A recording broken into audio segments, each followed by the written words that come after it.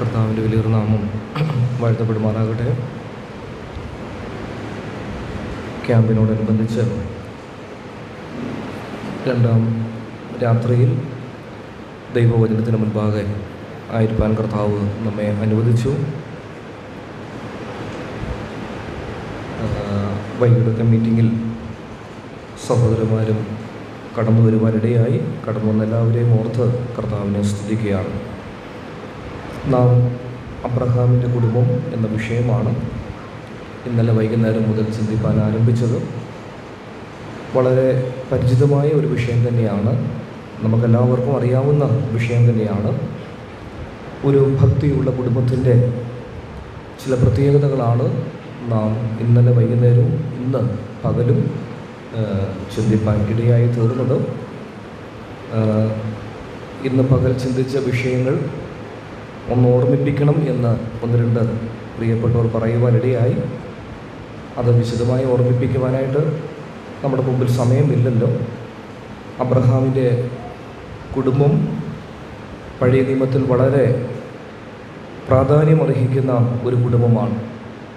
ഒരു വലിയ ജാതിയെ അല്ലെങ്കിൽ ഒരു വലിയ സമൂഹത്തെ വാർത്തെടുത്ത ഒരു കുടുംബമാണ് അബ്രഹാമിൻ്റെ കുടുംബം.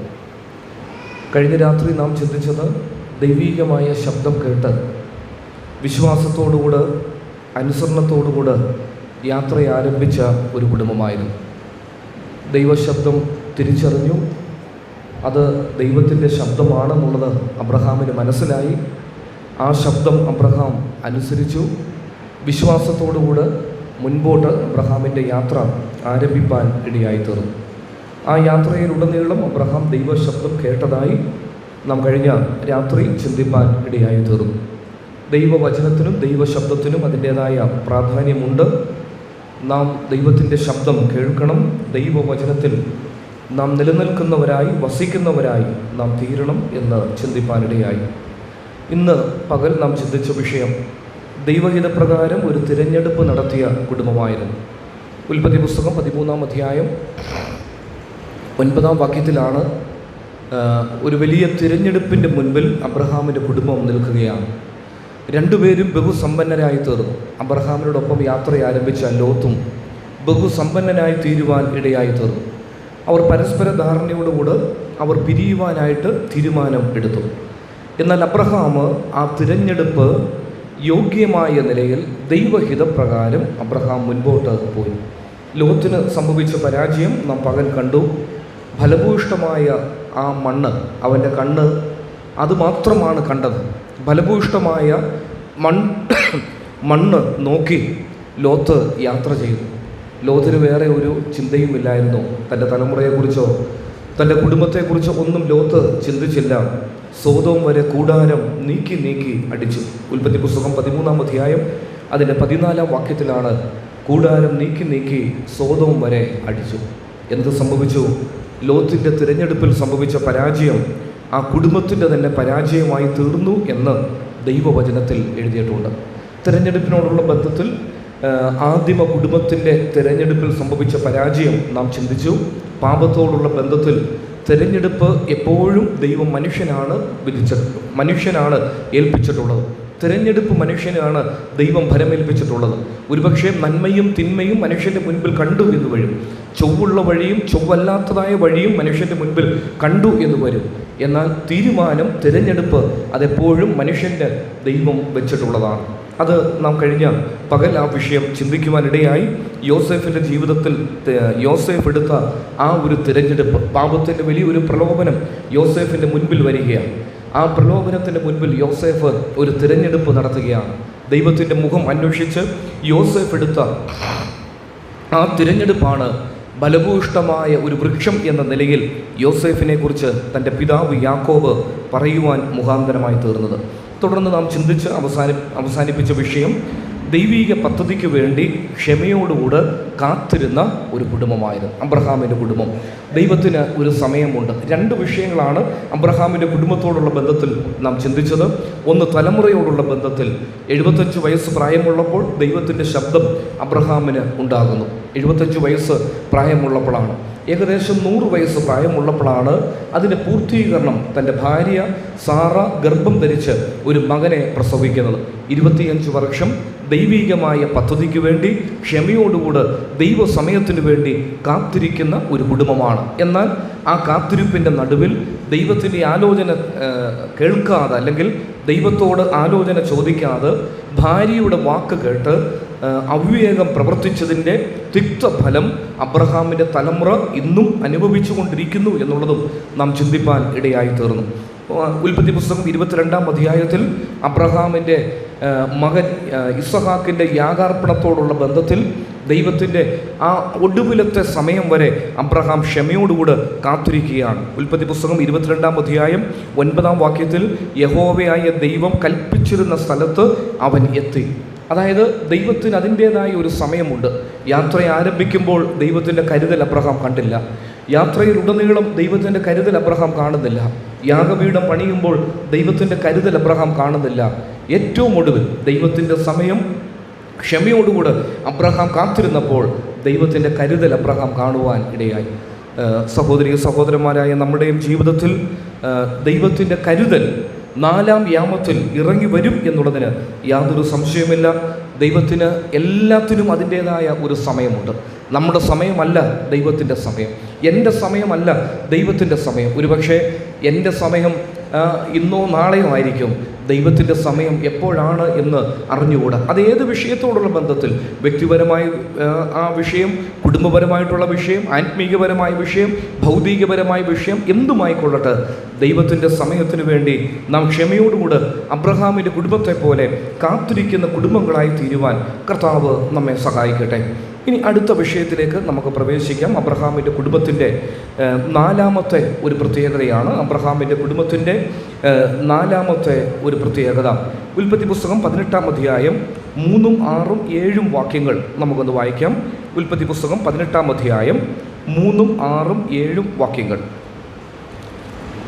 ഉൽപ്പത്തി പുസ്തകം 18-ാം അധ്യായം 3-ാം വാക്യം,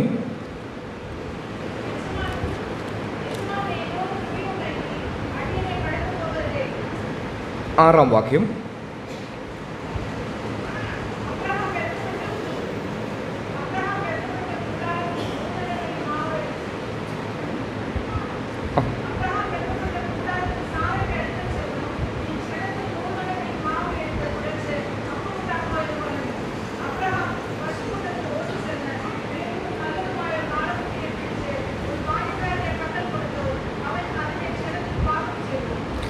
ഇവിടെ അബ്രഹാമിൻ്റെ കുടുംബത്തിൻ്റെ, അല്ലെങ്കിൽ ഈ ഭക്തിയുള്ള അബ്രഹാമിൻ്റെ കുടുംബത്തിൻ്റെ 4-ാമത്തെ ഒരു പ്രത്യേകതയാണ് ദൈവദൂതന്മാരെ ആദരിച്ച ഒരു കുടുംബമാണ്. ദൈവദൂതന്മാരെ ആദരിച്ച ഒരു കുടുംബം. അത് 18-ാം അധ്യായം ആരംഭിക്കുന്നത്, അനന്തരം യഹോവ അവന് മമ്രയുടെ തോപ്പിൽ വെച്ച് പ്രത്യക്ഷനായി. വെയിലാറിയപ്പോൾ അവൻ കൂടാരവാതിക്കൽ ഇരിക്കുകയായിരുന്നു. അബ്രഹാം കൂടാരവാതിക്കൽ ഇരിക്കുകയാണ്. അവൻ തല പൊക്കി നോക്കിയപ്പോൾ 3 പുരുഷന്മാർ തൻ്റെ നേരെ നിൽക്കുന്നത് കണ്ടു. അബ്രഹാം തൻ്റെ കൂടാരത്തിൻ്റെ വാതിക്കൽ ഇരിക്കുകയാണ്. ആ അബ്രഹാം തല ഉയർത്തി നോക്കുമ്പോൾ 3 പുരുഷന്മാർ തൻ്റെ നേരെ നിൽക്കുന്നത് അബ്രഹാം കണ്ടു. അവരെ കണ്ടപ്പോൾ തന്നെ അവൻ കൂടാരവാതിക്കൽ നിന്ന് അവരെ എതിരേൽപ്പാൻ ഓടി ചെല്ലുകയാണ്. അബ്രഹാമിൻ്റെ കുടുംബത്തിൻ്റെ നല്ലൊരു പ്രത്യേകതയാണ് അതിഥികളെ, അതിഥി സൽക്കാരത്തിന് പ്രാധാന്യം കൊടുക്കുന്ന ഒരു കുടുംബമാണ്. ഈ വന്ന പുരുഷന്മാർ ആരാണ് എന്ന് അബ്രഹാമിന് അറിഞ്ഞുകൂടാ. ഇവരെന്തിനു വേണ്ടി അബ്രഹാമിൻ്റെ കൂടാരത്തിലേക്ക് വന്നു എന്നുള്ളതും അബ്രഹാമിന് അറിഞ്ഞുകൂടാ. അബ്രഹാം കൂടാരത്തിൻ്റെ വാതിക്കൽ ഇരിക്കുന്നു. 3 പുരുഷന്മാർ അല്പം ദൂരെ നിൽക്കുന്നു. അബ്രഹാം അത് കണ്ടു. ഓടി അബ്രഹാം ആ 3 പുരുഷന്മാരുടെ അടുക്കൽ ചെന്നു. അവരെ കൂടാരത്തിലേക്ക് വിളിച്ചു കൊണ്ടുവരികയാണ്. അബ്രഹാമിൻ്റെ ആ അപേക്ഷ, അതിൻ്റെ 3-ാം വാക്യം, യജമാനെ എന്നോട് കൃപയുണ്ടെങ്കിൽ അടിയനെ കടന്നു പോകരുത്, ആ വീട്ടിൽ വരണം, നിങ്ങൾ വൃക്ഷത്തിൻ്റെ കീഴിൽ ഇരിപ്പീൻ, ഞാൻ ഒരു മുറി അപ്പം കൊണ്ടുവരാം, വിശപ്പടക്കിയിട്ട് നിങ്ങൾക്ക് പോകാം. വിശപ്പ് അടക്കിയിട്ട് നിങ്ങൾക്ക് പോകാം. അബ്രഹാം അത്രേ ആഗ്രഹിക്കുന്നുള്ളൂ. വേറെ എന്തെങ്കിലും ഇവരിൽ നിന്ന് അബ്രഹാമിന് ലഭിക്കും എന്നുള്ള പ്രതീക്ഷയൊന്നും അബ്രഹാമിനില്ല. സാറ അടുത്ത വർഷം ഈ സമയമാകുമ്പോൾ ഗർഭം ധരിച്ച് ഒരു മകനെ പ്രസവിക്കും എന്നുള്ള അരുളപ്പാടുമായിട്ട് വന്ന ദൂതന്മാരാണ് ഈ ദൂതന്മാരെന്നൊന്നും അബ്രഹാമിന് അറിഞ്ഞുകൂടാ. പക്ഷേ അബ്രഹാം തൻ്റെ വീട്ടിൽ, തൻ്റെ കൂടാരത്തിൽ അറിയാതെ വന്ന ഈ 3 പുരുഷന്മാരെ ആദരിക്കേണ്ട നിലയിൽ അബ്രഹാം ആദരിക്കുകയാണ്. അതിഥി സൽക്കാരത്തിന് മുൻപിൽ നിൽക്കുന്ന ഒരു കുടുംബമാണ്. പ്രത്യേകിച്ച് സഹോദരിമാരുടെ ക്യാമ്പാകുമ്പോൾ ഈ വിഷയത്തിന് വളരെ പ്രാധാന്യം നിങ്ങളോടുള്ള ബന്ധത്തിലുള്ളതാണ്. അതിഥി സൽക്കാരം എന്നുള്ളത്. അതിഥി സൽക്കാരം പഴയ നിയമത്തിലും പുതിയ നിയമത്തിലും വളരെ പ്രാധാന്യം അർഹിക്കുന്ന ഒരു വിഷയമാണ്. പുതിയ നിയമത്തിൽ ചില വാക്യങ്ങൾ അതിനോടുള്ള ബന്ധത്തിൽ നമുക്കൊന്ന് വായിക്കാം. എബ്രായ ലേഖനം 13-ാം അധ്യായം. അവിടെയും അബ്രഹാമിൻ്റെ അതിഥി സൽക്കാരത്തെക്കുറിച്ചാണ് നാം കാണുന്നത്. എബ്രായ ലേഖനം 13-ാം അധ്യായം 1-2 വാക്യങ്ങളാണ്. എബ്രായ ലേഖനം 13-ാം അധ്യായം 1-2 വാക്യങ്ങൾ.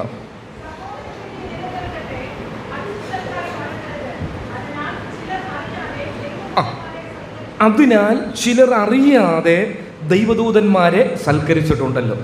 ചിലരറിയാതെ ദൈവദൂതന്മാരെ സൽക്കരിച്ചിട്ടുണ്ട്. സഹോദരപ്രീതി നിലനിൽക്കട്ടെ. അതിഥി സൽക്കാരം മറക്കരുത്.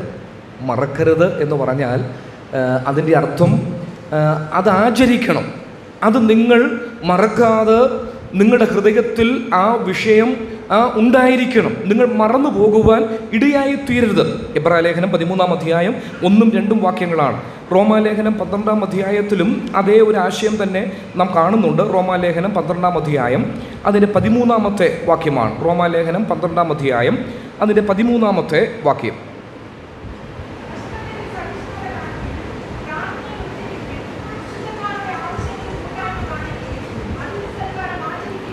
അതിഥി സൽക്കാരം ആചരിക്കുകയും ചെയ്യുവേൻ. റോമാലേഖനം 12-ാം അധ്യായം 3 മുതൽ താഴോട്ടുള്ള വാക്യങ്ങളിൽ ഒത്തിരിയും കൃപാവരങ്ങളെക്കുറിച്ചൊക്കെ പൗലോസ് ഓർമ്മിപ്പിക്കുന്നുണ്ട്. 7-ാം വാക്യം ശുശ്രൂഷയെങ്കിൽ ശുശ്രൂഷ, ഉപദേശിക്കുന്നവനെങ്കിൽ ഉപദേശത്തിൽ, പ്രബോധിപ്പിക്കുന്നവെങ്കിൽ പ്രബോധനത്തിൽ, ദാനം ചെയ്യുന്നവൻ ഏകാഗ്രതയോടെ, ഭരിക്കുന്നവൻ ഉത്സാഹത്തോടെ, കരുണ ചെയ്യുന്നവൻ പ്രസന്നതയോടെ ആകട്ടെ. ഇങ്ങനെ താഴോട്ട് വരുമ്പോൾ അതിൻ്റെ 13-ാം വാക്യം, പ്രാർത്ഥനയിൽ ഉറ്റുരിപ്പീൻ, വിശുദ്ധന്മാരുടെ ആവശ്യങ്ങളിൽ കൂട്ടായ്മ കാണിപ്പീൻ, അതിഥി സൽക്കാരം ആചരിക്കുകയും ചെയ്യുവേൻ. അതിഥി സൽക്കാരം ആചരിക്കുകയും ചെയ്യുവേൻ. പത്രോസിൻ്റെ 1-ാം ലേഖനം 4-ാം അധ്യായം അതിൻ്റെ 9-ാമത്തെ വാക്യം. പത്രോസിൻ്റെ 1-ാം ലേഖനം 4-ാം അധ്യായം അതിൻ്റെ 9-ാമത്തെ വാക്യം.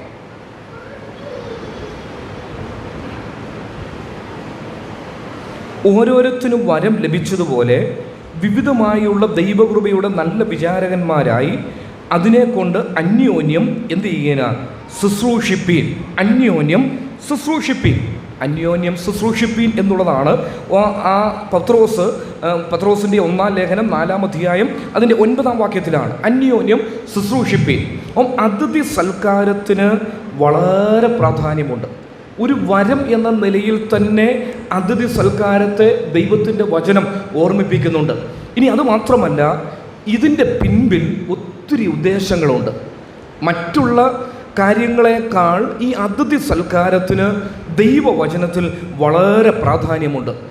ആരൊക്കെ ദൈവവചനത്തിൽ അതിഥികളെ സൽക്കരിച്ചിട്ടുണ്ടോ അല്ലെങ്കിൽ അതിഥികളെ മാനിച്ചിട്ടുണ്ടോ അവരുടെയൊക്കെ കുടുംബങ്ങൾക്ക് ദൈവം നൽകിയിട്ടുള്ള അനുഗ്രഹങ്ങൾ ഈ പുസ്തകത്തിൽ ഉടനീളം നാം കാണുന്നുണ്ട്.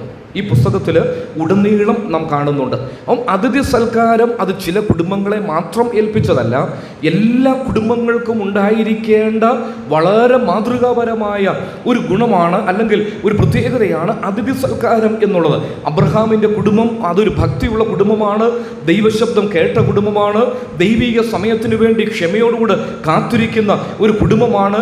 അതിഥികളെ സൽക്കരിക്കുന്ന, അതിഥികളെ ആദരിക്കുന്ന, അറിയാതെ വന്ന അതിഥികളെ ആദരിച്ച ഒരു കുടുംബമായിരുന്നു അബ്രഹാമിൻ്റെ കുടുംബം. അബ്രഹാമിൻ്റെ കുടുംബം ഇത് ചെയ്തതുകൊണ്ട് ഉൽപ്പത്തി പുസ്തകം 18-ാം അധ്യായത്തിലേക്ക് നമുക്ക് വരാം. ഉൽപ്പത്തി പുസ്തകം 18-ാം അധ്യായമാണ്. ഈ കുടുംബം ഈ ഒരു ശുശ്രൂഷ നിർവഹിക്കുക. അബ്രഹാമിൻ്റെ കുടുംബം അറിയാതെ വന്ന 3 പുരുഷന്മാരെ എതിരേറ്റ് ചെന്ന് അബ്രഹാം തൻ്റെ കൂടാരത്തിലേക്ക് ഈ 3 പുരുഷന്മാരെ കൊണ്ടുവന്നതിന് ശേഷം എന്ത് അബ്രഹാം ചെയ്യുന്നത്? അതിൻ്റെ 6-ാം വാക്യം, അബ്രഹാം ബന്ധപ്പെട്ട് കൂടാരത്തിൽ സാറയുടെ അടുക്കൽ ചെന്ന് നീ ക്ഷണത്തിൽ 3 ഇടങ്ങഴി മാവെടുത്ത് കുഴച്ച് അപ്പം ഉണ്ടാക്കുക എന്ന് പറഞ്ഞു. 3 പുരുഷന്മാരാണ് വന്നിട്ടുള്ളത്.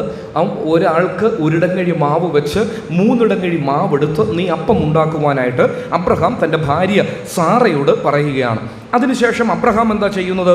അബ്രഹാം പശുക്കൂട്ടത്തിൽ ഓടിച്ചെന്ന് ഇളയതും നല്ലതുമായ ഒരു കാളക്കുട്ടിയെ പിടിച്ച് ബാല്യക്കാരൻ്റെ പക്കൽ കൊടുത്തു. അവൻ അതിനെ പാകം ചെയ്യുക. 2 കാര്യങ്ങൾ ഒരേ സമയത്ത് നടക്കുക. അബ്രഹാം ചെന്ന് ഭാര്യയോട് പറയുന്നു, നീ 3 ഇടങ്ങഴി മാവെടുത്ത് അപ്പം ഉണ്ടാക്കുക. അബ്രഹാം ഓടിച്ചെന്ന് പശുക്കൂട്ടത്തിൽ നിന്ന് നല്ലൊരു പശുക്കുട്ടിയെ പിടിച്ച് ബാല്യക്കാരുടെ കയ്യിലേക്ക് കൊടുത്ത് അതിനെ പാകം ചെയ്യുവാനായിട്ട് പറയുക. 2 പേരും ഈ ശുശ്രൂഷയിൽ ബന്ധപ്പെട്ട് നിൽക്കുകയാണ്. ഒരാളങ്ങ് മാറി നിൽക്കുകയല്ല, 2 പേരും ആ ശുശ്രൂഷയിൽ ബന്ധപ്പെട്ട് നിൽക്കുകയാണ്. അബ്രഹാമിനോട് ഇങ്ങനെ ഒരു ചോദ്യം ചോദിക്കാം.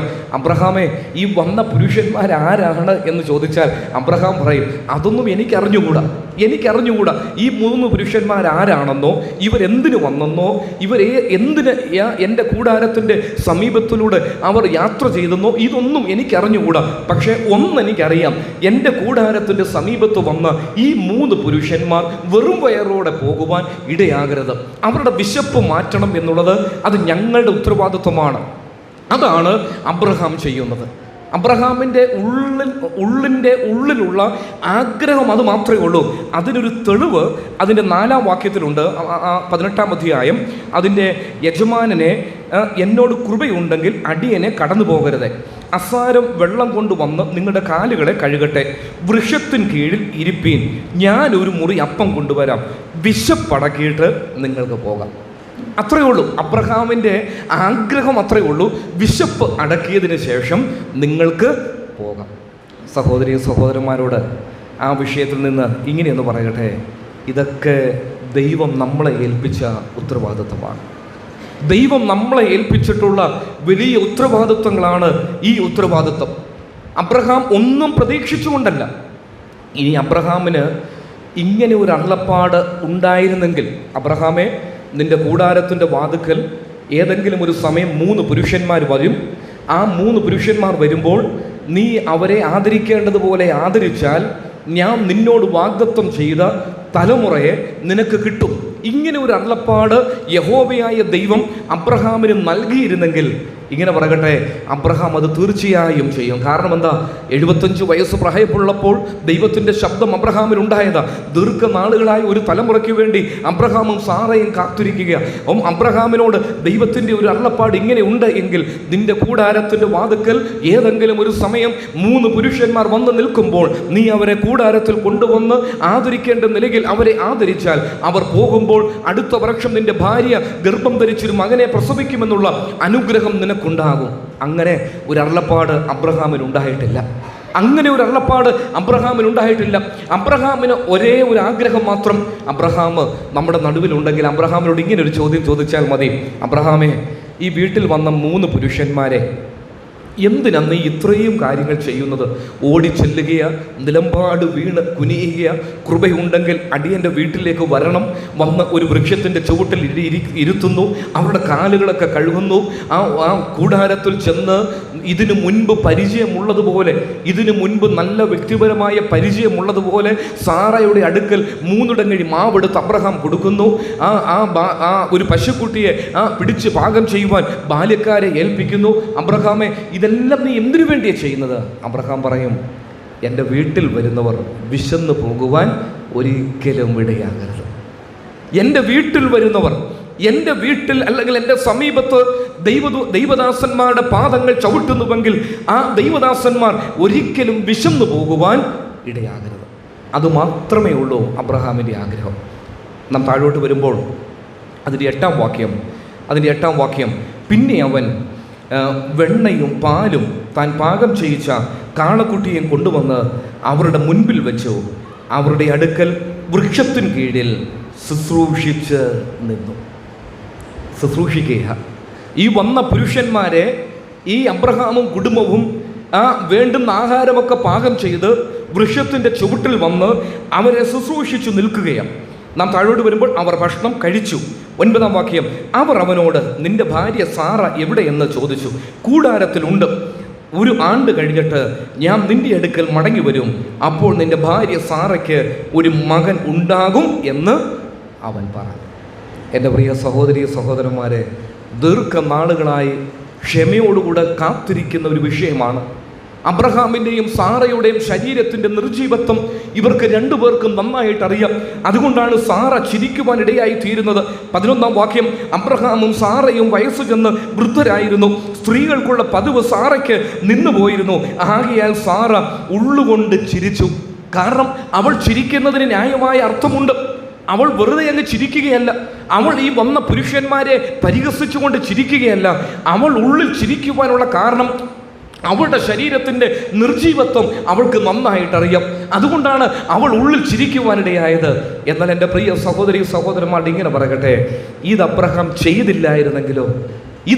ചെയ്തില്ലായിരുന്നെങ്കിലോ 75 വയസ്സ് പ്രായമുള്ളപ്പോൾ അബ്രഹാം വിശ്വാസത്തോടുകൂടെ യാത്ര ആരംഭിച്ചപ്പോൾ അബ്രഹാമിനോടും സാറയോടും ദൈവത്തിൻ്റെ ശബ്ദമുണ്ടായി, നിന്റെ സന്തതി ദേശത്ത് അനുഗ്രഹിക്കപ്പെടുമെന്നുള്ളത്. ഏകദേശം 24 വർഷത്തോളം കഴിഞ്ഞു. 99 വയസ്സ് അബ്രഹാമിനാകുമ്പോഴാണ് ഈ ഒരു ദൈവത്തിൻ്റെ ശബ്ദം ഉണ്ടാകുന്നത്. ആ ശബ്ദം ഉണ്ടാകുന്നതിൻ്റെ പിൻപിൽ എന്താണ്? ഈ 3 പുരുഷന്മാരെ അവരുടെ വിശപ്പ് മാറുവാൻ വേണ്ടി അബ്രഹാം കൂടാരത്തിൽ അവരെ ആദരിച്ചു എന്നുള്ളതാണ്. ഇനി ഇത് ചെയ്തില്ലായിരുന്നെങ്കിലോ വീണ്ടും ഇത് താമസിക്കും. ഇത് ചെയ്തില്ലായിരുന്നെങ്കിൽ ആ സമയം, തക്കതായ സമയം അബ്രഹാം പ്രയോജനപ്പെടുത്തിയില്ലായിരുന്നുവെങ്കിൽ വീണ്ടും ദൈവത്തിൻ്റെ പദ്ധതിക്ക് വേണ്ടി ചില നാളുകൾ കൂടെ അബ്രഹാം കാത്തിരിക്കേണ്ടി വന്നേനെ. എന്നാൽ അബ്രഹാമിന് മനസ്സിലായി ഇതാണ് ദൈവത്തിൻ്റെ സമയം. ആ 3 പുരുഷന്മാർ തൻ്റെ കൂടാരത്തിന് സമീപത്ത് വന്നപ്പോൾ ആ 3 പുരുഷന്മാരെയും അബ്രഹാം ആദരിക്കേണ്ടതുപോലെ സൽക്കരിക്കുവാൻ, അവരെ ശുശ്രൂഷിക്കേണ്ടതുപോലെ ശുശ്രൂഷിപ്പാൻ ഇടയായപ്പോൾ ദൈവത്തിൻ്റെ അനുഗ്രഹം ആ കുടുംബത്തിലേക്ക് ഇറങ്ങി വരുവാനിടയായി. അതുകൊണ്ടാണ് എബ്രായ ലേഖനം 13-ാം അധ്യായം 1-2 വാക്യങ്ങളിൽ അതിഥി സൽക്കാരം ആചരിപ്പീൻ എന്ന് ദൈവത്തിൻ്റെ ആത്മാവ് എഴുതി വെച്ചിട്ടുള്ളത്. ഈ അതിഥി സൽക്കാരത്തിൻ്റെ പിൻപിൽ ദൈവത്തിൻ്റെ അനേക അനുഗ്രഹങ്ങളുണ്ട്. നാം തിരുവെഴുത്തിൽ ഈ ഉൽപ്പത്തി പുസ്തകം മാത്രമല്ല, മുൻപോട്ട് പോകുമ്പോൾ യോശുവയുടെ പുസ്തകം 2-ാം അധ്യായം, അവിടെ രാഹാബ് എന്ന വേശ്യയായ ഒരു സ്ത്രീയെക്കുറിച്ച് നാം വായിക്കുന്നുണ്ട്. യോശുവയുടെ പുസ്തകം 2-ാം അധ്യായം, യോശുവയുടെ പുസ്തകം 2-ാം അധ്യായം അതിൻ്റെ 6-ാം വാക്യം ഒന്ന് വായിക്കാം. യോശുവയുടെ പുസ്തകം 2-ാം അധ്യായം അതിൻ്റെ 6-ാമത്തെ വാക്യം.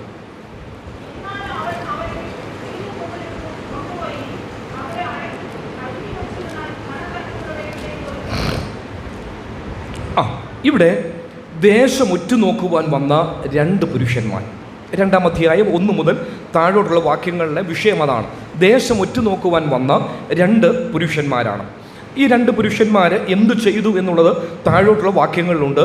അവർ ചെന്ന് കയറുന്നത് വേശ്യയായ ഒരു സ്ത്രീയുടെ വീട്ടിലാണ്. അവളുടെ പേര് രാഹാബ് എന്നാണ്. 2-ാം വാക്യം, രാഹാബ് എന്ന് പേരുള്ള ഒരു വേശ്യയുടെ വീട്ടിൽ ചെന്ന് അവിടെ പാർക്കുകയാണ്. അങ്ങനെ പാർക്കുമ്പോഴാണ് രാജാവ് ഈ വിവരം അറിയുന്നു. രാജാവ് ആളുകളെ ഈ സ്ത്രീയുടെ വീട്ടിൽ അയക്കുന്നു. അവൾ അവിടെ ഒരു കള്ളത്തരം പറയുന്നുണ്ട്. 4-5 വാക്യങ്ങളുണ്ട്. ആ സ്ത്രീ അവരെ 2 പേരെയും കൂട്ടിക്കൊണ്ടുപോയി ഒളിപ്പിച്ചിട്ട്, അവർ എൻ്റെ അടുക്കൽ വന്നിരുന്നു എങ്കിലും എവിടുത്തുകാർ എന്ന് ഞാൻ അറിഞ്ഞില്ല. ഇരുട്ടായപ്പോൾ പട്ടണവാതിക്കൽ അടയ്ക്കുന്ന സമയത്ത് അവർ പുറപ്പെട്ടു പോയി. എവിടേക്ക് പോയി എന്ന് ഞാൻ അറിയുന്നില്ല. വേഗത്തിൽ അവരുടെ പിന്നാലെ ചെല്ലുവീൻ എന്ന് അവരോട് പറയുക. നിങ്ങൾക്ക് അവരെ കണ്ടുപിടിക്കാം എന്ന് ഈ സ്ത്രീ പറയുക. വാസ്തവത്തിൽ ഈ സ്ത്രീക്ക് ഈ പുരുഷന്മാരാരാണെന്ന് അറിഞ്ഞുകൂടാ. ഇവരെന്തിനു വരുന്നു, ഇവരാരാണ് ഒന്നും അറിഞ്ഞുകൂടാ. ഇവൾക്കാകെ ഉള്ളൊരു അറിവെന്ന് പറയുന്നത് അതിൻ്റെ 11-ാം വാക്യത്തിൽ, 2-ാം അധ്യായം 11-ാം വാക്യത്തിൽ, നിങ്ങളുടെ ദൈവമായ യഹോവ മീതെ സ്വർഗത്തിലും താഴെ ഭൂമിയിലും ദൈവമാകുന്നു. അതായത് അവൾക്കാകെ ഉള്ള ഒരു അറിവ് അത്രയേ ഉള്ളൂ. ആ ദൈവത്തെക്കുറിച്ചുള്ള ഒരു കേൾവി, ഒരു അറിവ് മാത്രം അവൾക്കുണ്ട്. ഇനി അവളുടെ സ്വഭാവം എന്ന് പറയുന്നത് വേശ്യയായ ഒരു സ്ത്രീയാണ്. ആ സ്ത്രീയുടെ വീട്ടിലാണ് ഈ 2 പുരുഷന്മാർ വന്ന് പാർക്കുന്നത്. എന്ത് സംഭവിച്ചു? അതിൻ്റെ 6-ാം വാക്യം, അവൾ അവരെ വീട്ടിന് മുകളിൽ കൊണ്ടുപോയി അവിടെ ആ അടുക്കി വെച്ചിരുന്ന ചണത്തണ്ടുകളുടെ ഇടയിൽ ഒളിപ്പിച്ചിരുന്നു. ഇവൾക്ക് ഇത് ചെയ്യേണ്ട ഒരു ആവശ്യവുമില്ല. ഇവൾ എന്തെങ്കിലും കിട്ടുമെന്നുള്ള പ്രതീക്ഷയോടുകൂടെ ഒന്നുമല്ല. പക്ഷേ അവൾ ആ പ്രവൃത്തിയിൽ അവൾ അതിൽ ഉത്സാഹം ഉള്ളവളായിരുന്നു. അതായത് ഈ വന്ന പുരുഷന്മാർ അറിയാതെ വന്നവരാ, ആരാണെന്നൊന്നും ഇവൾക്ക് അറിഞ്ഞുകൂടാ. പക്ഷേ ഈ പുരുഷന്മാർ ഒരു പക്ഷേ അവൾ അല്പസമയം സംസാരിച്ചപ്പോൾ അവരുടെ കാര്യങ്ങളൊക്കെ ഇവൾക്ക് ബോധ്യപ്പെട്ട് കാണും. അവൾ എന്ത് ചെയ്യുകയാണ്, അവളുടെ ആ തട്ടിൻ്റെ മുകളിൽ അല്ലെങ്കിൽ വീടിന് മുകൾ വശം ഈ 2 പുരുഷന്മാർക്ക് വേണ്ടി അവൾ തുറന്നു കൊടുക്കുകയാണ്. അത്രേ അവൾ ചെയ്തുള്ളൂ. അവളുടെ വീടിന് മുകൾ വശം, അതിൻ്റെ 7-ാം വാക്യം, 6-ാം വാക്യം, അവൾ അവരെ വീട്ടിന് മുകളിൽ കൊണ്ടുപോയി അവിടെ അടുക്കി വെച്ചിരുന്ന ചണത്തണ്ടുകളുടെ ഇടയിൽ ഒളിപ്പിച്ചിരുന്നു. അവൾ ഈ 2 പുരുഷന്മാരെ വീടിന് മുകളിൽ തട്ടിൻ്റെ മുകളിൽ കൊണ്ടുപോയി അവരെ ഒളിപ്പിച്ചിരുത്തി. വന്നവരോട് അവൾ ഒരു പക്ഷേ ചില കാര്യങ്ങളൊക്കെ പറഞ്ഞ് അവരെ പറഞ്ഞയച്ചു. എന്നാൽ താഴോട്ട് വരുമ്പോൾ ഇങ്ങനെയെന്ന് പറയട്ടെ, എൻ്റെ പ്രിയ സഹോദരി സഹോദരന്മാരെ, നമ്മൾ പലപ്പോഴും പറയാറുണ്ട് ദൈവം ആരോടും കടക്കാരനല്ല എന്നുള്ളത്. ദൈവം ആരോടും കടക്കാരനല്ല. ഇവളുടെ സ്വഭാവം, അവൾ വേശ്യ. ഈ വേശ്യയായ സ്ത്രീ, ഈ രാഹാബ് എന്ന പേരുള്ള വേശ്യയായ സ്ത്രീ ദേശം ഒറ്റുനോക്കുവാൻ വന്ന 2 പുരുഷന്മാർ, ഇവളേക്കാൾ അറിവുള്ളവരും ഇവളേക്കാൾ നല്ല സ്വഭാവമുള്ളവരും ജീവിത നിലവാരങ്ങളുള്ളവരും നല്ല മാന്യമായി താമസിക്കുന്ന എത്രയോ കുടുംബങ്ങൾ ആ ദേശത്തുണ്ട്. അവരാരും ചെയ്യാതിരുന്ന ഒരു വലിയ പ്രവൃത്തി, ഒരു വലിയ ശുശ്രൂഷയാണ് ഇവൾ ചെയ്യുന്നത്.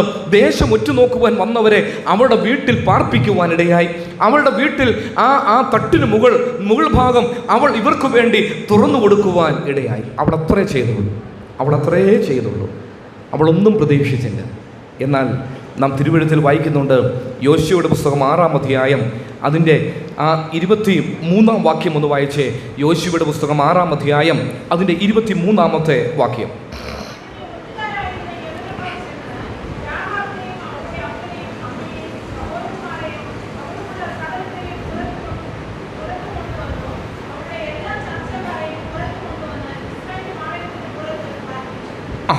ഇവിടെ അവൾ പോലും പ്രതീക്ഷിക്കാത്ത ഒരു അനുഗ്രഹം ഇറങ്ങി വരികയാണ്. 2-ാം അധ്യായത്തിൽ അവൾ ഒന്നും പ്രതീക്ഷിക്കാതെ, അബ്രഹാം, സാറ, കുടുംബം ഒന്നും പ്രതീക്ഷിക്കാതെ അറിയാതെ വന്ന ദൂതന്മാരെ, 3 പുരുഷന്മാരെ ആദരിച്ചതുപോലെ ഇവിടെ ഒരു കുടുംബം, അവൾ വേശ്യയായ സ്ത്രീ, അവൾക്ക് പാരമ്പര്യമോ അവൾക്ക് വചനത്തിൻ്റെ അടിസ്ഥാനമോ ഒന്നുമില്ല. അവൾ വേശ്യയായ ഒരു സ്ത്രീയാണ്. ആ സ്ത്രീ ജാതിയായ ഒരു സ്ത്രീയാണ്. അവൾ ഈ 2 പുരുഷന്മാരെ സംരക്ഷിച്ചതുകൊണ്ട് അതിൻ്റെ 6-ാം അധ്യായം അവൾ തന്നെ ആശ്ചര്യപ്പെട്ട് കാണും. ദേശം ഒറ്റുനോക്കുവാൻ വന്ന ഈ യൗവനക്കാര് ചെന്ന് എന്ത് ചെയ്യുക, രാഹാബിനെയും അവളുടെ അപ്പൻ, അവളുടെ അമ്മ, ആ സഹോദരന്മാര് അവൾക്കുള്ള സകലത്തെയും പുറത്തു കൊണ്ടുവന്ന്, അവളുടെ എല്ലാ ചാർച്ചക്കാരെയും പുറത്തു കൊണ്ടുവന്ന് ഇസ്രായേൽ പാളയത്തിന് പുറത്തു പാർപ്പിക്കുക. അവൾ മാത്രമല്ല, അവളുടെ ചാർച്ചക്കാരെയും കുടുംബക്കാരെയും ദൈവത്തിൻ്റെ ആ പട്ടണത്തെ നശിപ്പിക്കുന്നതിന് മുൻപ് എന്ത് ചെയ്യുകയാണ്, പുറത്തു കൊണ്ടുവരികയാണ്. യെരിഹോവിൻ്റെ നാശത്തിൽ നിന്ന് ദൈവം അവളെയും അവളുടെ കുടുംബത്തെയും സംരക്ഷിക്കുക. ഇനി നാം മുൻപോട്ട് പോകുമ്പോൾ ബോവസിനെ കുറിച്ച് വായിക്കുന്നുണ്ട്. ബോവസ് പഴയ നിയമത്തിലെ ഒരു വീണ്ടെടുപ്പുകാരനാണ് ബോവസ്. ആ ബോവസിന് ജന്മം നൽകിയത് ഈ രാഹാബ് എന്ന വേശ്യയായ സ്ത്രീ. ബോവസിന് ജന്മം നൽകിയത് ഈ രാഹാബ് എന്ന വേശ്യയായ സ്ത്രീ. നാം പുതിയ നിയമത്തിലേക്ക് ചെല്ലുമ്പോൾ മത്തായിയുടെ സുവിശേഷം 1-ാം അധ്യായം 5-ാം വാക്യത്തിൽ യേശുക്രിസ്തുവിൻ്റെ വംശാവലിയ, ആ വംശാവലിയിൽ അനേക സ്ത്രീകളുടെ പേര് പറയുമ്പോൾ അവിടെ ഒരു സ്ത്രീയുടെ പേര് എഴുതി വെച്ചിരിപ്പുണ്ട്, രാഹാബ് എന്ന വേശ്യയായ സ്ത്രീ. എബ്രായ ലേഖനം 11-ാം അധ്യായം വിശ്വാസ വീരന്മാരുടെ ഒരു അധ്യായമാണ്. വിശ്വാസ വീരന്മാരുടെ ഒരു പട്ടികയാണ്. ആ പട്ടികയിൽ നാം താഴോട്ട് വരുമ്പോൾ 30 മുതലുള്ള വാക്യങ്ങളിൽ അവിടെ ഒരു സ്ത്രീയുടെ പേര് എഴുതി വെച്ചിരിപ്പുണ്ട്, വിശ്വാസത്താൽ രാഹാബ് എന്ന വേശ്യയായ സ്ത്രീ.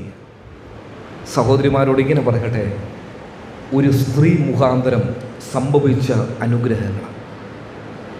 അവൾക്ക് ദൈവത്തിൻ്റെ ന്യായപ്രമാണം അറിഞ്ഞുകൂടാ, അവൾക്ക് ഈ ദൈവം ആരാണെന്ന് അറിഞ്ഞുകൂടാ, ഈ വന്ന ദൈവദാസന്മാരായ ആളുകളുടെ ചരിത്രമൊന്നും അവൾക്കറിഞ്ഞുകൂടാ. അവൾക്കൊന്നറിയാമായിരുന്നു, എൻ്റെ വീട്ടിൽ വന്ന ഈ 2 സഹോദരന്മാരെ, ഈ 2 ആളുകളെ സംരക്ഷിക്കേണ്ടത് എൻ്റെ ഉത്തരവാദിത്വമാണ്. അവൾ ശത്രുക്കളുടെ കയ്യിൽ നിന്ന് ഈ 2 പേരെ ദേശം ഒറ്റുനോക്കുവാൻ വന്ന ഈ 2 ആളുകളെ സംരക്ഷിക്കേണ്ടതുപോലെ സംരക്ഷിച്ചപ്പോൾ എൻ്റെ പ്രിയ സഹോദരി സഹോദരന്മാരെ, അവളെയും അവളുടെ കുടുംബത്തെയും ദൈവം മാനിക്കുക. ദൈവം മാനിച്ചു. ഇതവൾ ചെയ്തില്ലായിരുന്നെങ്കിലോ, ഇത് അവൾ ചെയ്തില്ലായിരുന്നെങ്കിൽ ഈ രണ്ട് ദേശം ഉറ്റുനോക്കുവാൻ വന്ന ഈ രണ്ട് പുരുഷന്മാർ ഇവളുടെ വീട്ടിലേക്ക് ഓടിച്ചെല്ലുക, ഇവളുടെ വീട്ടിലേക്ക് പാർക്കുവാൻ വേണ്ടി ചെല്ലുക. അവൾ പറയുക, നിങ്ങൾക്കിവിടെ പ്രവേശനമില്ല. ഒന്നാമത് ഇവരുടെ സ്വഭാവം അറിയാം. നിങ്ങൾക്കിവിടെ പ്രവേശനമില്ല, എൻ്റെ വീട്ടിൽ നിങ്ങൾ കയറരുത്, ഇതിന് ചുറ്റുപാടും അനേക വീടുകളൊക്കെ ഉണ്ട്, മാന്യമായി ജീവിക്കുന്ന അനേക കുടുംബങ്ങളൊക്കെ ഉണ്ട്, നിങ്ങൾ അവിടെ പോയി പാർത്തുകൊള്ളുക എന്ന് ഈ സ്ത്രീ പറഞ്ഞിരുന്നെങ്കിൽ ഈ അനുഗ്രഹങ്ങൾ അവളുടെ കുടുംബത്തിൽ ഇറങ്ങി വരികയില്ല. അവൾ ചെയ്യേണ്ടത് ചെയ്തപ്പോൾ ദൈവം അവളെ അനുഗ്രഹിക്കുക. അവളെ മാത്രമല്ല, അവളുടെ കുടുംബക്കാരെയും ചാർച്ചക്കാരെയും യെരിഹോവിൻ്റെ നാശത്തിൽ നിന്ന് ദൈവം പുറത്തു കൊണ്ടുവരിക. ബോവസ് എന്ന വീണ്ടെടുപ്പുകാരന്, പഴയ നിയമത്തിലെ ബോവസ് എന്ന വീണ്ടെടുപ്പുകാരന് ജന്മം നൽകുവാൻ ഈ സ്ത്രീക്ക് ആ സ്വർഗത്തിലെ ദൈവം ഭാഗ്യം കൊടുത്തു. കർത്താവിൻ്റെ വംശാവലിയിൽ പഴയ നിയമത്തിൽ എത്ര സ്ത്രീ രത്നങ്ങളുണ്ട്, അവരുടെ ആരുടെയും പേരുകൾ കർത്താവിൻ്റെ വംശാവലിയിലില്ല. എന്നാൽ ഇവിടെ ഒരു പേര്, രാഹാബ് എന്ന വേശ്യയായ സ്ത്രീ.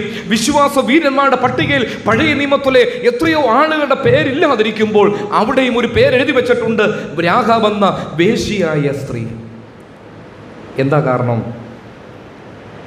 രാഹാബ് നമ്മുടെ നടുവിലേക്ക് വന്നുവെങ്കിൽ ഇങ്ങനൊരു ചോദ്യം ചോദിച്ചാൽ മതി, രാഹാബേ, നീ ഇത്ര അനുഗ്രഹിക്കപ്പെടുവാൻ കാരണമെന്താ? അവൾ പറയും, അവളൊരു പക്ഷേ രണ്ട് കൈയും കൂപ്പും. അവളിങ്ങനെ പറയും, രണ്ട് കൈയും കൂപ്പിയിട്ട് പറയും, എനിക്ക് വലിയ പാരമ്പര്യമോ ഈ ദൈവത്തെക്കുറിച്ചുള്ള വലിയ അറിവോ ഒന്നും എനിക്കില്ലായിരുന്നു. ഞാൻ ജാതിയായ ഒരു സ്ത്രീ ആയിരുന്നു. എൻ്റെ സ്വഭാവം, ഞാൻ വേശ്യാവൃത്തി ചെയ്ത് ജീവിക്കുന്നവളായിരുന്നു. സമൂഹം വെറുക്കുന്ന ഒരു സ്ത്രീ ആയിരുന്നു. സമൂഹത്തിൽ എനിക്ക് യാതൊരു മാന്യതയുമില്ലായിരുന്നു. സമൂഹം എന്നെ കാണുമ്പോൾ അപമാനിക്കുവാനിടയായി തീർന്നിട്ടുണ്ട്. എന്നാൽ ഞാൻ ഒരു കാര്യം ചെയ്തു.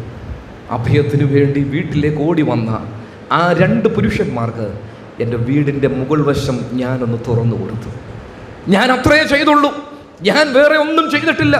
എൻ്റെ വീട്ടിൽ ഓടി വന്ന ഈ രണ്ട് പുരുഷന്മാർക്ക് വേണ്ടി എൻ്റെ വീടിൻ്റെ മുകൾ വശം ഞാനൊന്ന് തുറന്നു കൊടുത്തു, വേറെ ഒന്നും ഞാൻ ചെയ്തിട്ടില്ല.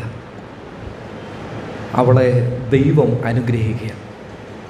നാം മുൻപോട്ട് വരുമ്പോൾ രാജാക്കന്മാരുടെ പുസ്തകത്തിൽ സാരേഭാത്തിലെ വിധവയെക്കുറിച്ച് വായിക്കുന്നുണ്ട്. 1 രാജാക്കന്മാരുടെ പുസ്തകം 17-ാം അധ്യായത്തിൽ, നമുക്കെല്ലാവർക്കും അറിയാവുന്ന വിഷയം തന്നെയാണ്. 1 രാജാക്കന്മാരുടെ പുസ്തകം 17-ാം അധ്യായത്തിലാണ്. അവിടെ ഒരു വിധവയായ സ്ത്രീയാണ്. അത് സാരേഭാത്തിലെ വിധവയാണ്. 17-ാം അധ്യായം അതിൻ്റെ 10-ാം വാക്യം ഒന്ന് വായിച്ചേ. അതിൻ്റെ 10-ാം വാക്യം, 1 രാജാക്കന്മാരുടെ പുസ്തകം 17-ാം അധ്യായം അതിൻ്റെ 10-ാമത്തെ വാക്യം.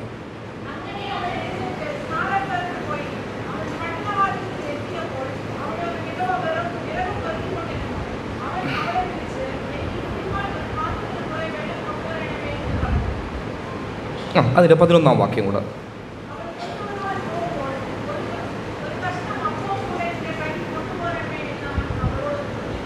ഇവിടെ ഒരു വിധവയായ സ്ത്രീയാണ്. ഏലിയാവ് കെരീത്ത് തോട്ടിൽ നിന്ന് നേരെ വരുന്നത് വിധവയായ ഒരു സ്ത്രീയുടെ മുൻപിലേക്കാണ്. കാക്കയുടെ വരവ് നിന്നു, തോട്ടിലെ വെള്ളം വറ്റി. ഏലിയാവ് യാത്രയാരംഭിച്ചു വന്നു നിൽക്കുന്നത് അതിനേക്കാൾ ശോചനീയമായ ഒരു സ്ത്രീയുടെ മുൻപിലാണ് ഏലിയാവ് വന്നു നിൽക്കുന്നത്. എന്താണ് ഈ സ്ത്രീയുടെ പ്രത്യേകത? ദേശത്ത് കഠിനമായ ക്ഷാമമാണ്.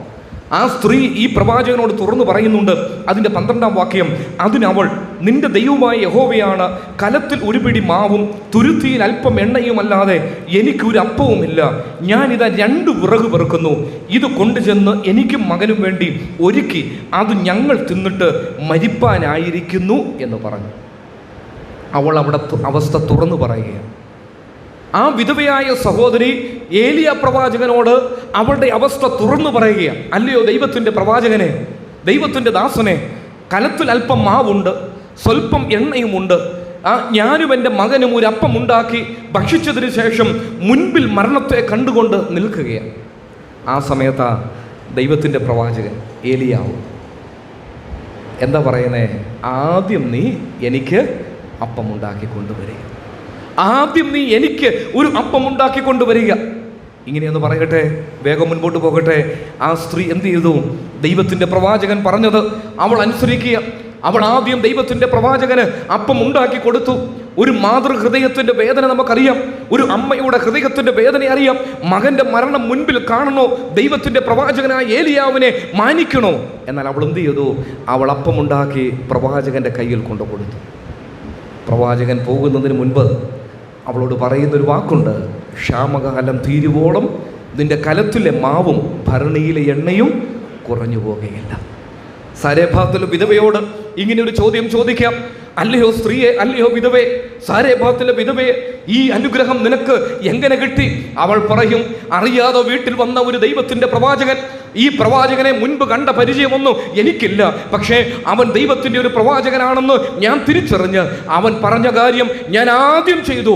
ആ പ്രവാചകന് ഞാൻ ആദ്യം ഒരു അപ്പമുണ്ടാക്കി കയ്യിൽ കൊണ്ട് കൊടുത്തു. അതിൻ്റെ അനുഗ്രഹം പോകുമ്പോൾ ആ ദൈവത്തിൻ്റെ ദാസൻ അല്ലെങ്കിൽ പ്രവാചകൻ എനിക്ക് തന്നു.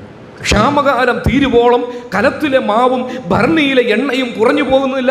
ഓരോ ദിവസവും ഈ വിധവയായ സഹോദരിയും ആ മകനും അപ്പം ഉണ്ടാക്കുവാൻ കലത്തിൽ നിന്ന് മാവെടുക്കുമ്പോൾ എടുക്കുന്നതിനനുസരിച്ച് അത് ഏറി വരികയാണ്, കുറഞ്ഞു പോകുകയല്ല, എടുക്കുന്നതിനനുസരിച്ച് അത് വർദ്ധിച്ചു വരികയാണ്. ക്ഷാമകാലം തീരുവോളം ദൈവം അവളെയും അവളുടെ കുടുംബത്തെയും സംരക്ഷിക്കുവാൻ ഇടയായി. ഇതെന്തിനാണ് ഈ പുസ്തകത്തിൽ എഴുതി വെച്ചിട്ടുള്ളത്? കുഞ്ഞുങ്ങൾക്ക് ഒരു കഥാരൂപത്തിൽ അവതരിപ്പിക്കുവാൻ വേണ്ടിയാണോ? അല്ല. ഒരു കഥാരൂപത്തിൽ കുഞ്ഞുങ്ങൾക്ക് സൺഡേ സ്കൂൾ വാർഷികത്തിന് അവതരിപ്പിക്കുവാൻ വേണ്ടി അല്ല ഇത് എഴുതി വെച്ചിട്ടുള്ളത്. ഇത് എഴുതി വെച്ചിട്ടുള്ളത് നമുക്ക് ചില പാഠങ്ങൾക്ക് വേണ്ടിയാണ് ഇത് തിരുവെഴുത്തിൽ എഴുതി വെച്ചിട്ടുള്ളത്. രാജാക്കന്മാരുടെ പുസ്തകം, 2 രാജാക്കന്മാരുടെ പുസ്തകം 4-ാം അധ്യായത്തിൽ നാം ഒരു ശൂന്യകാര്യത്തെക്കുറിച്ച് വായിക്കുന്നുണ്ട്. 2 രാജാക്കന്മാരുടെ പുസ്തകം 4-ാം അധ്യായം അതിൻ്റെ 8-ാം വാക്യം ഒന്ന് വായിച്ചേ. 2 രാജാക്കന്മാരുടെ പുസ്തകം 4-ാം അധ്യായം അതിൻ്റെ 8-ാമത്തെ വാക്യം.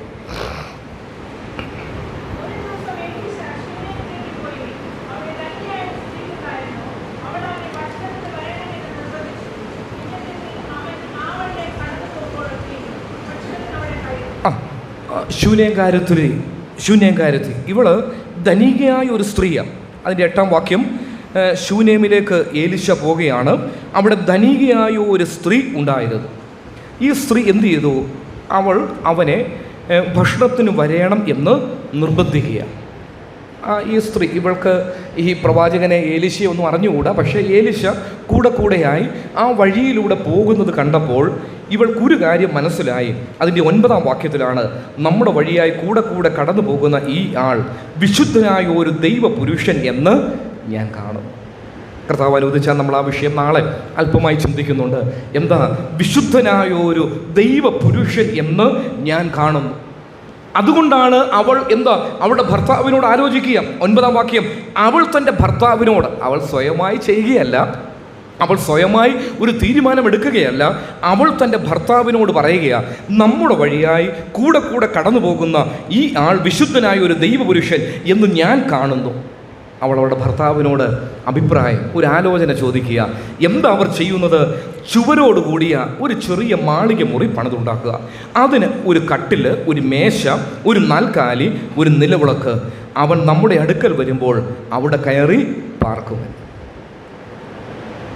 ഒരു പക്ഷേ നമ്മളാണെങ്കിൽ പറയും, ഇവൾക്ക് ബോധമില്ലെന്ന് തോന്നുന്നു. കാരണം എന്തിൻ്റെ ആവശ്യമോ ഈ വഴിയിലൂടെ പോകുന്ന ഒരു മനുഷ്യൻ, വഴിയിലൂടെ കൂടെ യാത്ര ചെയ്യുന്ന ഒരു മനുഷ്യൻ, ആ മനുഷ്യനെ ഈ സ്ത്രീ കണ്ടു. ഈ സ്ത്രീ തൻ്റെ ഭർത്താവിനോട് ഒരു അഭിപ്രായം ചോദിച്ചതിന് ശേഷം ഇവർ ഒരുമിച്ച് എന്ത് ചെയ്യുകയാണ്? ഒരു നല്ല മുറി ഈ പ്രവാചകന് വേണ്ടി പണിതുണ്ടാക്കുകയാണ്. ആ പ്രവാചകന് വേണ്ടി പണിതുണ്ടാക്കിയ മുറിയിൽ ഒരു കട്ടിലുണ്ട്, ഒരു നാൽക്കാലിയുണ്ട്, ഒരു നിലവിളക്കുണ്ട്, മേശയുണ്ട്. പ്രവാചകൻ വന്ന് പാർക്കുമ്പോൾ ആ മുറിയിൽ ആവശ്യമായിട്ടുള്ള എല്ലാ സാധനങ്ങളും അവളും അവളുടെ കുടുംബവും ക്രമീകരിച്ചു. നാം താഴോട്ട് വരുമ്പോൾ 11-ാം വാക്യം, പിന്നെ ഒരു ദിവസം അവൻ അവിടെ വരുവാൻ ഇടയായി. അവൻ ആ മാളിക മുറിയിൽ കയറി അവിടെ കിടന്ന് ഉറങ്ങി. ഇവളൊന്നും പ്രതീക്ഷിച്ചിട്ടല്ല, ഈ സ്ത്രീ ഒന്നും പ്രതീക്ഷിച്ചിട്ട് ചെയ്യുന്ന കാര്യമല്ല. ഒരു അതിഥി, ഒരു ദൈവപുരുഷൻ, ആരാണെന്ന് അറിഞ്ഞുകൂടാ. ഈ ഏലിശയെക്കുറിച്ചുള്ള ചരിത്രമൊന്നും ഇവൾക്ക് അറിഞ്ഞുകൂടാ. പക്ഷെ ഒരു കാര്യം അറിയാം, ഈ ആൾ യാത്രയിൽ തന്നെ വിശുദ്ധനായ ഒരു ദൈവപുരുഷനെന്ന് അവൾ തിരിച്ചറിഞ്ഞു. അവൾ ആ പ്രവാചകനെ ആദരിക്കേണ്ടതുപോലെ ആദരിച്ചു. അത് കഴിഞ്ഞ് ആ ഏലിശ പ്രവാചകൻ അവിടെ കിടന്ന് ഉറങ്ങിയതിന് ശേഷം തൻ്റെ ബാല്യക്കാരനായ ഗേഹസിയോട് ശൂന്യകാര്യത്തെ വിളിക്കുക എന്ന് പറഞ്ഞു. അങ്ങനെ വിളിച്ചതിന് ശേഷം 14-ാം വാക്യം, അവൾക്ക് എന്ത് ചെയ്യാമെന്ന് അവൻ ചോദിച്ചു. ഗേഹസിയോട് ചോദിക്കുക, എന്താണ് പ്രത്യുപകാരമായി നാം അവൾക്ക് ചെയ്യേണ്ടത്? അവൾ ഇത്രയും കാര്യങ്ങൾ നമുക്ക് ചെയ്തല്ലോ. ഒരു നല്ല മുറി പണിതുണ്ടാക്കി, ആ മുറിയിൽ ഒരു കട്ടിലുണ്ട്, ആ മുറിയിൽ ഒരു മേശയുണ്ട്, ആ മുറിയിൽ ഒരു നിലവിളക്കുണ്ട്, ആ മുറിയിൽ ഒരു കസേരയുണ്ട്.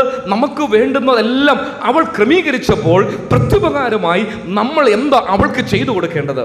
ഉടനെ ഗേഹസി പറയുക, ഇവൾക്ക് നാളിതുവരെ എന്തില്ല? ഒരു മകൻ ഇല്ല, ഒരു മകനില്ല. നാളിതുവരെ ഇവൾക്കൊരു മകനില്ല. അതുകൊണ്ട് പ്രവാചകൻ അവളെ വിളിച്ചിട്ട് പറയുക, അടുത്ത വർഷം ഈ സമയമാകുമ്പോൾ നീ ഒരു മകനെ അണച്ചുകൊള്ളും. എൻ്റെ സഹോദരി സഹോദരന്മാരോട് ഇങ്ങനെ എഴുതി വെച്ചിട്ട് എന്തിനാ ഈ ശൂന്യകാര്യത്തിയുടെ ഈ ചരിത്രം ഈ പുസ്തകത്തിൽ എഴുതി വെച്ചിട്ടുള്ളത്?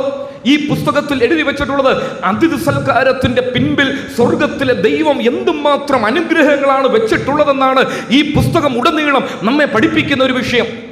എത്രയോ അനുഗ്രഹങ്ങളാണ്. ഉൽപ്പത്തി പുസ്തകം 18-ാം അധ്യായത്തിൽ അബ്രഹാമിന്റെ കുടുംബത്തിലേക്ക് ഇറങ്ങി വന്ന ഒരു അനുഗ്രഹം. 3 പുരുഷന്മാരെ അബ്രഹാം സൽക്കരിക്കേണ്ടതുപോലെ സൽക്കരിച്ചപ്പോൾ ഇറങ്ങി വന്ന അനുഗ്രഹം. മുൻപോട്ടുള്ള പുസ്തകങ്ങളിലൊക്കെ ദൈവത്തിന്റെ ദാസന്മാരെ മാനിക്കേണ്ടതുപോലെ ദൈവദാസന്മാരെയും ദൈവത്തിന്റെ പ്രവാചകന്മാരെയും ആദരിക്കേണ്ടതുപോലെ ആദരിച്ചപ്പോൾ ആ കുടുംബങ്ങളിലേക്ക് ഇറങ്ങി വന്ന ഭൗതിക അനുഗ്രഹങ്ങളാണ് ഈ പുസ്തകത്തിൽ എഴുതി വച്ചിട്ടുള്ളത്. അവൾ ആശ്ചര്യപ്പെട്ടു. കാരണം അവൾക്ക് ചിന്തിക്കുവാൻ കഴിയുന്നില്ല. അവളിതൊന്നും പ്രതീക്ഷിച്ചല്ല ഈ എലീശാ പ്രവാചകനെ മാനിച്ചത്. ഈ എലീശാ പ്രവാചകനെ ആദരിക്കേണ്ടതുപോലെ ആദരിച്ചതിന്റെ പിൻപിൽ അവൾക്ക് യാതൊരു പ്രത്യുപകാരമായി ഇവരെന്തെങ്കിലും ചെയ്യുമെന്ന് ചിന്തിച്ചല്ല. പക്ഷേ ഇങ്ങനെ പറയട്ടെ, സ്വർഗത്തിലെ ദൈവം അവിടെ പ്രവർത്തിക്കുക.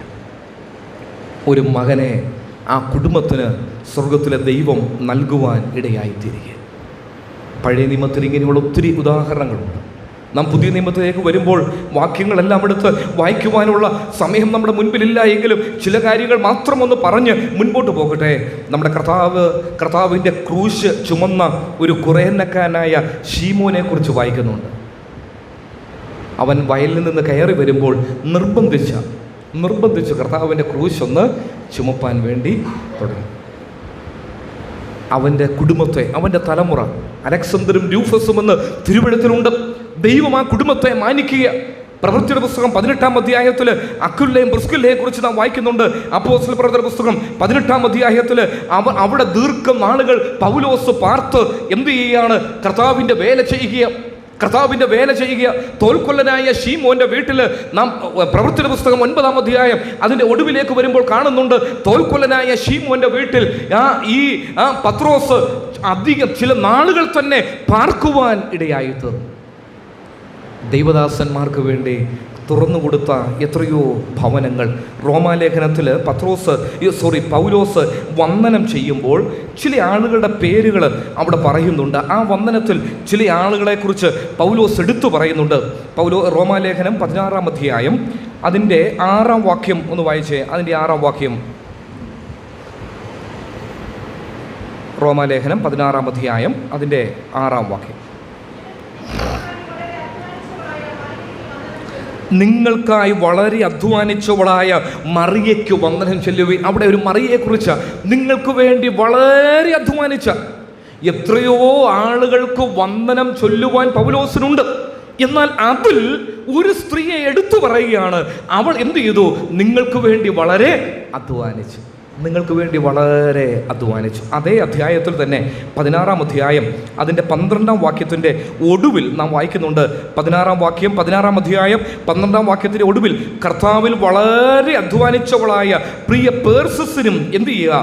വന്ദനം ചെല്ലുവിൻ. കർത്താവിന് വേണ്ടി വളരെ അധ്വാനിച്ച ചില സഹോദരിമാരുടെ പേരുകളാണ് ഇവിടെ എഴുതി വെച്ചിട്ടുള്ളത്. മറിയ എന്താ? അവൾ കർത്താവിന് വേണ്ടി വളരെ പ്രസംഗിച്ചു എന്നല്ല, അവൾ കർത്താവിന് വേണ്ടി വളരെ അധ്വാനിച്ചു. ദൈവദാസന്മാരെ ശുശ്രൂഷിക്കുന്നതിൽ അവർ വളരെ അധ്വാനിക്കുവാനിടയായി തീർന്നു. 16-ാം അധ്യായം 12-ാം വാക്യത്തിൽ പേർസിസിനെ കുറിച്ച് എഴുതി വെക്കുകയാണ്. ആ കർത്താവിൽ വളരെ അധ്വാനിച്ചവളായ പേർസിസ് എന്ന് നാം വായിക്കുക. യോഹന്നാൻ്റെ ലേഖനത്തിലേക്ക് വരുമ്പോൾ 3 യോഹന്നാൻ്റെ ലേഖനം 3-ാം ലേഖനം അതിൻ്റെ 5-ാം വാക്യം. യോഹന്നാൻ്റെ 3-ാം ലേഖനം 5-ാം വാക്യം.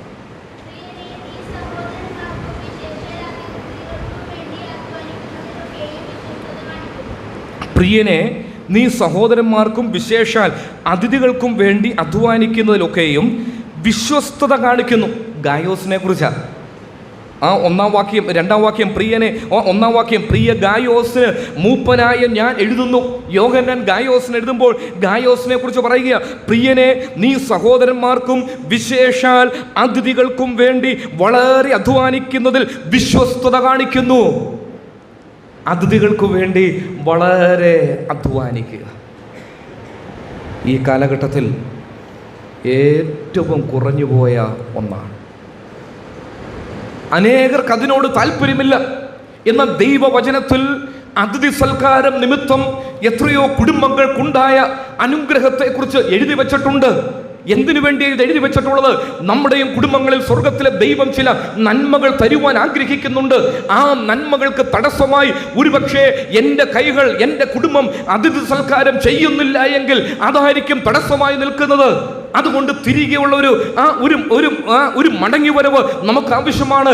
അതിഥി സൽക്കാരത്തിൽ മുന്നിട്ട് നിൽക്കുന്ന ചില ജീവിതങ്ങൾ ദൈവസഭകളിൽ എഴുന്നേൽക്കണം. അബ്രഹാമിൻ്റെ കുടുംബം അതിഥി സൽക്കാരത്തിന് ഒരു മാതൃകയായ കുടുംബമാണ്. ഈ അബ്രഹാം സാറയുടെ കയ്യിലേക്ക് 3 ഇടങ്ങഴി മാവ് അത് അളന്നു കൊടുക്കുക. ആളൊന്നിന് 1 ഇടങ്ങഴി മാവ് വീതം 3 ഇടങ്ങഴി മാവ്. എന്നാൽ ഒരു കാളക്കുട്ടിയെ ചെന്ന്, ഒരു കാളക്കുട്ടിയുടെ ആവശ്യമില്ല ഈ 3 പുരുഷന്മാർക്ക്. എന്നാൽ ബാല്യക്കാരുടെ കയ്യിൽ ഒരു നല്ല കാളക്കുട്ടിയെ പിടിച്ച് ഏൽപ്പിക്കുക പാകം ചെയ്യുവാനായിട്ട്. ഇങ്ങനെയെന്ന് പറയട്ടെ, അബ്രഹാം അളന്നു കൊടുത്തത് തലമുറകൾക്കും ദൈവം അളന്നു തന്നെ കൊടുത്തു. മരുഭൂമിയിലൂടെ ഇസ്രായേൽ മക്കളുടെ യാത്ര ആരംഭിക്കുമ്പോൾ മോശ മുഖാന്തരം ദൈവത്തിന്റെ അരുളപ്പാട്, മന്ന ഞാൻ സ്വർഗത്തിൽ നിന്ന് നിങ്ങളുടെ മധ്യത്തിലേക്ക് വർഷിപ്പിക്കും, ആളൊന്ന് 1 ഇടങ്ങഴി വീതം പറക്കിക്കൊള്ളണം. ആളൊന്ന് എന്ന് പറഞ്ഞാൽ അത് അബ്രഹാം അളന്നു കൊടുത്തതിൻ്റെ അളന്ന് തന്നെ ദൈവം തിരികെ തലമുറയ്ക്കും കൊടുക്കുക. പക്ഷെ കാടപ്പക്ഷിയോ ഒന്നല്ല, ആവശ്യം പോലെ ഭക്ഷിക്കാം. ഒരാൾക്ക് എത്ര കാടപ്പക്ഷിയെ ഭക്ഷിക്കാമോ അത്രയും ഭക്ഷിച്ചു. അളന്നു കൊടുത്തത് അളന്ന് തന്നെ തലമുറയ്ക്ക് കൊടുത്തു. അളക്കാതെ കൊടുത്തത് അളക്കാതെ അമർത്തി കുലുക്കി ദൈവം കൊടുക്കുക. ഇന്ന് രാത്രി എൻ്റെ സഹോദരി സഹോദരന്മാരോട് ഇങ്ങനെ പറയട്ടെ, നാം കർത്താവിനെ മാനിപ്പാൻ തയ്യാറായാൽ, നമ്മുടെ കുടുംബങ്ങൾ ദൈവദാസന്മാരെയും ദൈവജനത്തെയും മാനിക്കുവാൻ തയ്യാറായാൽ, നമ്മുടെയൊക്കെ ഭവനങ്ങൾ ദൈവദാസന്മാരുടെ പാദങ്ങൾ ചവിട്ടുവാൻ വേണ്ടി തയ്യാറായാൽ, ഇന്ന് രാത്രി ഒരു വിഷയം പറയട്ടെ, അങ്ങനെ തുറന്നു കൊടുത്തിട്ടുള്ള ഒരു ഭവനങ്ങളും ചരിത്രത്തിൽ മുടിഞ്ഞു പോയിട്ടില്ല. ദൈവദാസന്മാരുടെ പാദങ്ങൾ ചവിട്ടിയിട്ടുള്ള ഒരു ഭവനങ്ങളും ചരിത്രത്തിൽ മുടിഞ്ഞു പോകുവാൻ ഇടയായി തീർന്നിട്ടില്ല. എന്നേക്കാൾ പഴയ അനുഭവങ്ങളൊക്കെ അറിയുന്ന പ്രായമുള്ള ഒത്തിരി മാതാപിതാക്കൾ ഇവിടെയുണ്ട്. നമുക്കെല്ലാവർക്കും അറിയാം, അന്നത്തെ വളരെ ബുദ്ധിമുട്ടുള്ള സാഹചര്യങ്ങളാണ്. വളരെ ബുദ്ധിമുട്ടാണ്. 6-7 മക്കളൊക്കെ ഉണ്ട് ഓരോ കുടുംബങ്ങളിലും. വളരെ പരിമിതമാണ് വീടിൻ്റെ സാഹചര്യം പോലും. 1-2 മുറിക്കുള്ളിലാണ് ഈ 6-7 മക്കളും അപ്പനും അമ്മയും ഒരുമിച്ച് അന്തി ഉറങ്ങുന്നതൊക്കെ. വളരെ പരിമിതമായ സാഹചര്യങ്ങളാണ്. ഇങ്ങനെയെന്ന് പറയട്ടെ, ഇപ്പോഴുള്ളതല്ല, വർഷങ്ങൾക്ക് മുൻപൊക്കെ ഉള്ളതാണ്. എത്രയോ വർഷങ്ങൾക്ക് മുൻപുള്ളതാണ്. രാത്രിയിൽ അത്താഴം വിളമ്പുവാൻ വേണ്ടി തുടങ്ങുകയായിരിക്കും. മക്കൾക്ക് ഉള്ളത് വിളമ്പി കൊടുക്കുവാൻ വേണ്ടി ആ വല്യപ്പച്ചനും വല്യമ്മച്ചിയും ആഹാരം വിളമ്പുവാൻ തുടങ്ങുകയാണ്.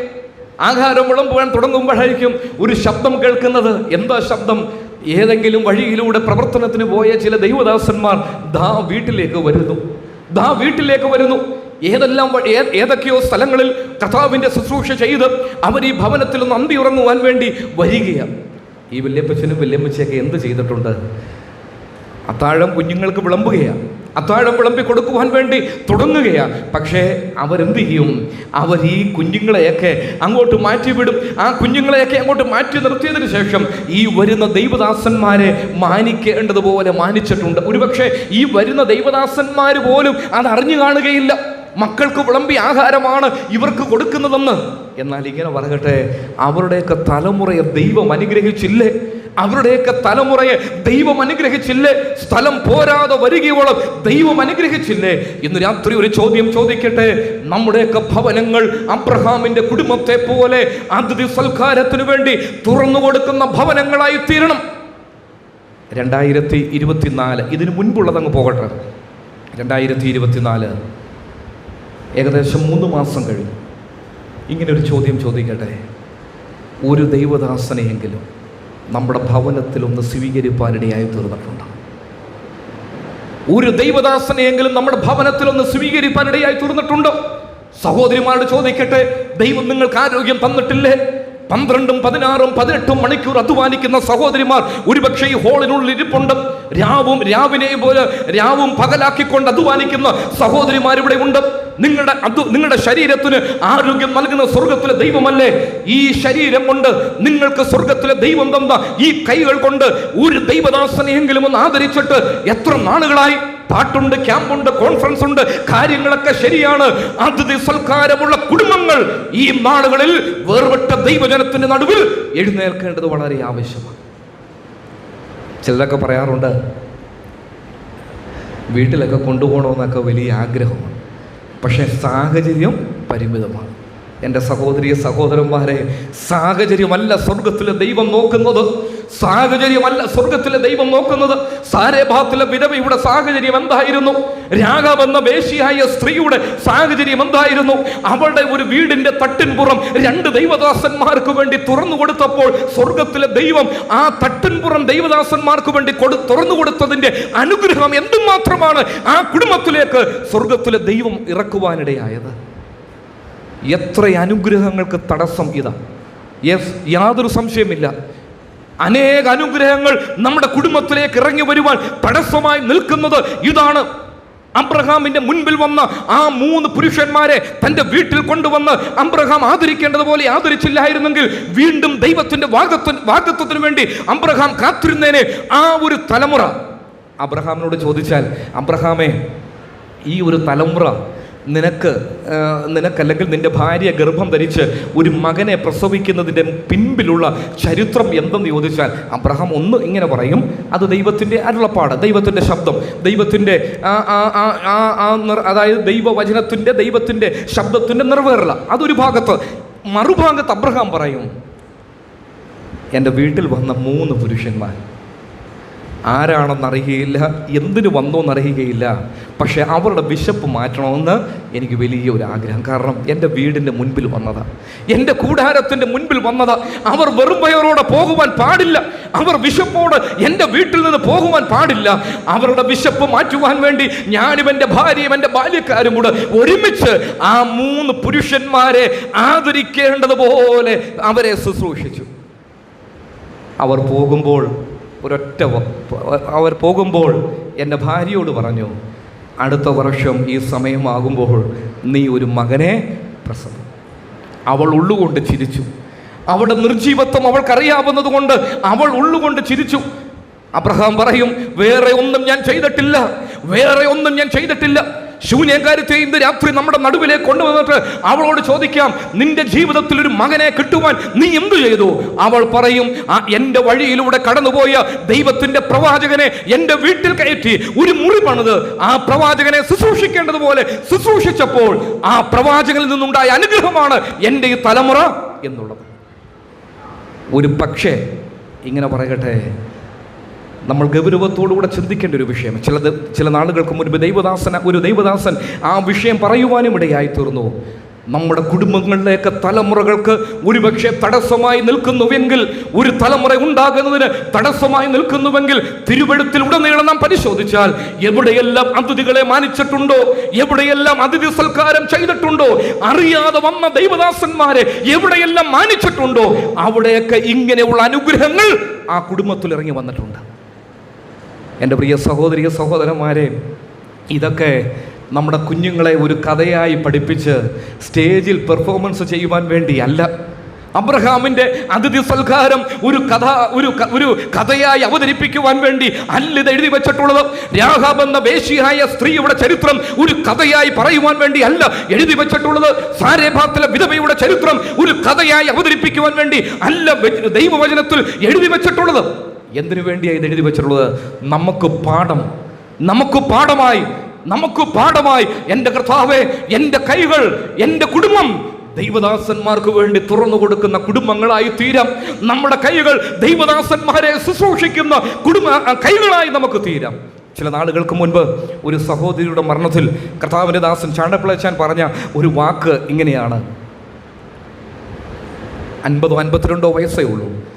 ആ സഹോദരിയെക്കുറിച്ച് ആ ദൈവദാസൻ പറഞ്ഞു, ഈ സഹോദരിയുടെ കൈകൾ തേഞ്ഞു പോയിട്ടുണ്ടെങ്കിൽ അത് ദൈവദാസന്മാരെ ശുശ്രൂഷിച്ചുകൊണ്ടാണ്. ആ സഹോദരിയെക്കുറിച്ച് വലിയ കുടുംബത്തിലുള്ള സഹോദരി ഒന്നുമല്ല, വലിയ വലിയ ആളുകളൊന്നും ആ ശുശ്രൂഷയ്ക്ക് പങ്കെടുത്തിട്ടില്ല. എന്നാൽ ആ സഹോദരിയെക്കുറിച്ച് ഒരു ദൈവദാസൻ പറഞ്ഞ സാക്ഷ്യം എന്താണ്? ആ സഹോദരിയുടെ കൈകൾ ദൈവദാസന്മാരെ ശുശ്രൂഷിച്ച് തേഞ്ഞു പോയിട്ടുള്ള കൈകളാണ്. എൻ്റെ പ്രിയ സഹോദരിമാരോട് ഇങ്ങനെ ചോദിക്കട്ടെ, നിങ്ങൾ എത്ര പേരുടെ കൈകളെക്കുറിച്ച് സ്വർഗത്തിലെ ദൈവം ഇത് പറയും?